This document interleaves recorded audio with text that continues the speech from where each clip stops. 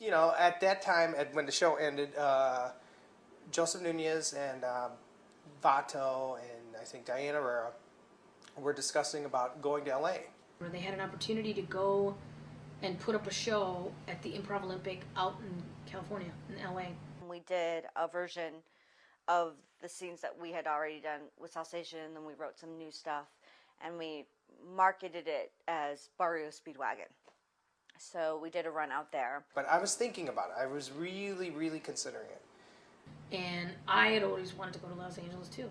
And that spring break, I went to Los Angeles to do their last show with them. They'd already been signed by agents and all sorts of stuff.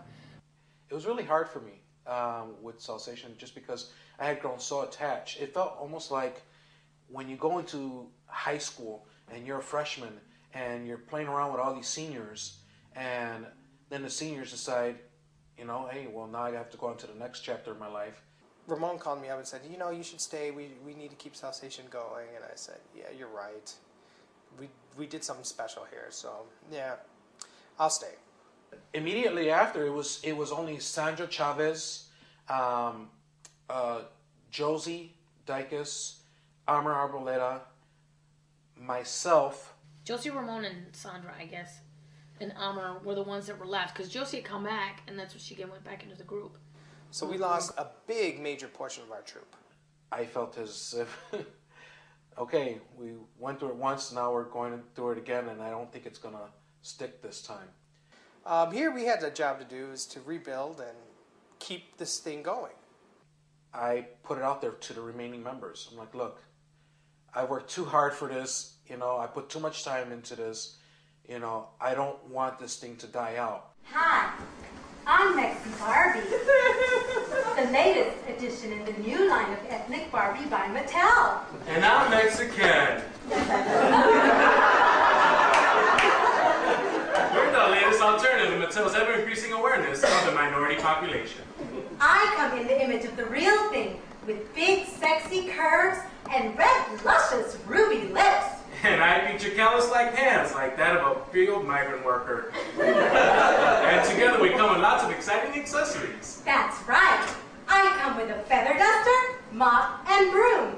And don't forget, realistic hoop earrings and tiny lead press-on nails.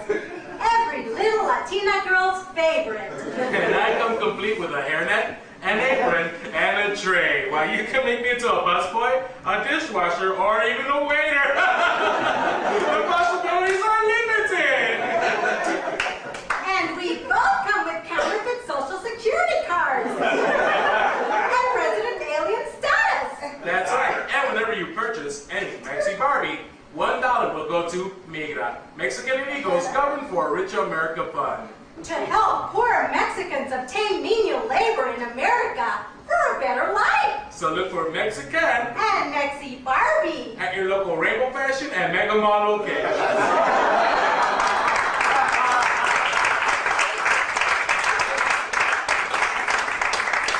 and help keep substandard minimum wage alive in America.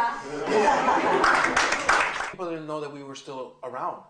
After Joe and Paul and them had left to go to LA, everybody thought that we had gone to LA, the whole group. I came back to Chicago, and the second I came back to Chicago, I called up Keith and Ramon, and I was like, all right, get me back in. I remember the rest of the members of Salsation at that time wanted to just try a new direction. Well, Ed Garza was the founding member of GAYCO, which was a group that we had already looked up to. And so I met him at a party at Second City, and he kind of just threw it out there. He's like, you know, I'd like to work with you guys sometime. There was definitely a sense of more structure because we were bringing in somebody that wasn't kind of one of us. I mean, I always considered Privet kind of like one of the gang.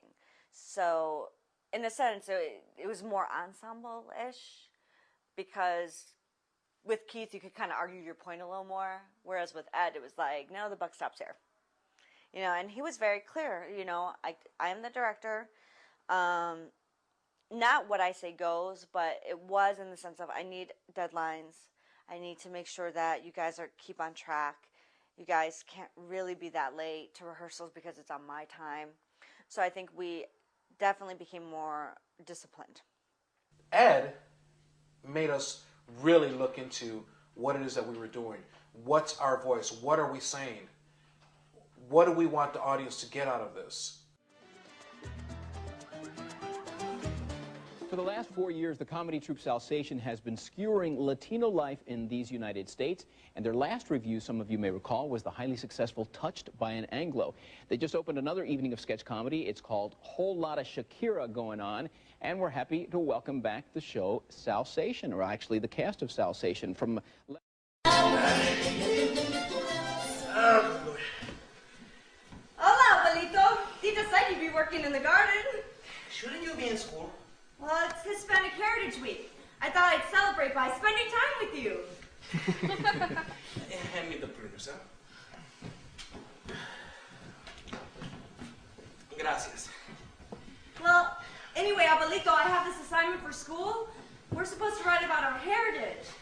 And I promised Miss Starcy that I'd write about our family's sufferings at the hands of El Gringo. El Gringo? So tell me a good one. You know, family, hard times, Mexico. But we're from Texas. You know, it doesn't matter because we're all Latino in the eyes of El Gringo. Who is this El Gringo? You know, the man, Whitey W. The neighbors could be listening. So, now you come to me for help, Abuela. After all those times that you hid from your heritage. No, abuelito, I never really did. Like the time that you told your friends that we were Italian Moors. Okay, abuelito, that was a long time. Or like the times that you would tell me never to speak to you in Spanish in front of your friends because it was embarrassing. Abuelito, that was different. Or like the time that you made me and your grandmother hide in the attic because the Nazis were looking for us and you didn't let us talk or even go to the washroom. You made us write us some stupid diary. What? That wasn't us? That's the Anne Frank story. Ah, damn the History Channel. I think Ed had wanted us to kind of expand our cast because I think working with a cast of 6 was a little harder to generate material, and they were looking for people to write a show and be in the show, and it wasn't really defined at the point in the audition. And I had a little bit of a history with them. I had made some rapport, and I had gone to see one of their shows and sat in on one of the writing workshops. The veterans were helpful in terms of, you know, for me at least, I observed what they were doing, how they presented things, how they wrote. I learned from them, and ideas that we shared in general just kind of inspired one another. It was half and half. There were half people that have done reviews already, and then half all brand new people.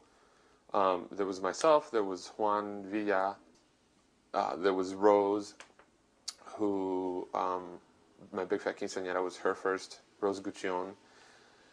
And then there was Sonia Astacio. Well, I felt like I was kind of like this big older brother figure in the group, and I felt like, okay, you know, I gotta show them how to do this, or show them how to do that, or just, you know, give them enough information so that they can pick it up on their own.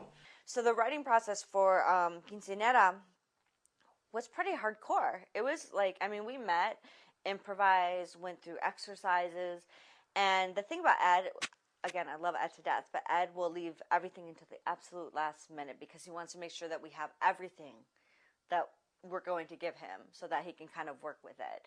So it was kind of nerve-wracking because you'd be like, what scenes are going to be in the show? He'd be like, I don't know. What are you going to come up with? It's like, ah!